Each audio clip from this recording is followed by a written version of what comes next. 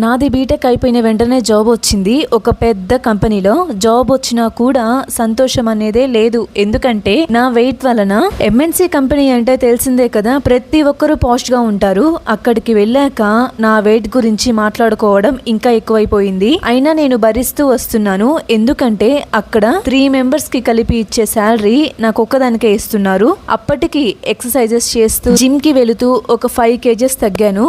ఇలా ఉండంగానే ఇంట్లో వాళ్ళేమో పెళ్లి సంబంధాలు చూడడం స్టార్ట్ చేశారు. పెళ్లి చూపులకి వచ్చే ముందు ఫోటోస్ షేర్ చేస్తాం కదా, అసలు వాళ్ళు ఫోటోస్ చూడరో ఏమో అర్థం కాదు. కానీ ఫోటోస్ సెండ్ చేసినా కూడా పెళ్లి చూపులకు వచ్చి అమ్మాయి లావుగా ఉందే, ఇంత లావుగా ఉంటే పిల్లలు ఎలా పుడతారు, మాకు ఈ సంబంధం వద్దు అని అప్పుడు చెప్పి వెళ్ళిపోతారు. ఇలానే ఒక 6 to 7 మ్యాచెస్ ఇంటి వరకు వచ్చి వెళ్లారు. మా పేరెంట్స్ కేమో ఇదొక భయం పట్టేసుకుంది. అసలు ఈ జన్మకి నా కూతురికి పెళ్ళవుతుందా, ఏం చెయ్యాలి అని చేతులు పిసుక్కుంటూ ఉన్నారు. ఇక ఇంటి పక్కన వాళ్ళు ఏమైనా ఆగుతారా? మామూలు రాళ్ళు కూడా కాదు, కంకరాలు విసిరేస్తుంటారు మధ్యలోకి వచ్చి. అమ్మాయికి పెళ్లి కాదు కానీ ఏదైనా రెండో సంబంధం ఉంటుంది కదా, భార్య లేని అబ్బాయి, పిల్లలున్నా ఏం కాదులే ఇచ్చి చేసేయండి, లేకపోతే జీవితాంతం మీ అమ్మాయి ఒంటరిగానే ఉండిపోవాల్సి వస్తుంది అంటుంటారు. అసలు వీళ్ళ మాటలు వినే కదా ఆ రోజు మా అమ్మ నాకు పీరియడ్స్ ఇంకా రాలేదని చెప్పి కంగారు పడిపోయి ఎక్కడికో తీసుకువెళ్లి నాకు ఆ పసరు వేయించారు. ఆ రోజు దాన్ని వేయించుకోకుండా డాక్టర్ చెప్పినట్లు ఫస్ట్ బాడీ టెస్ట్ చేయించుకొని నెక్స్ట్ స్టెప్ తీసుకొని ఉంటే బాగుండేది.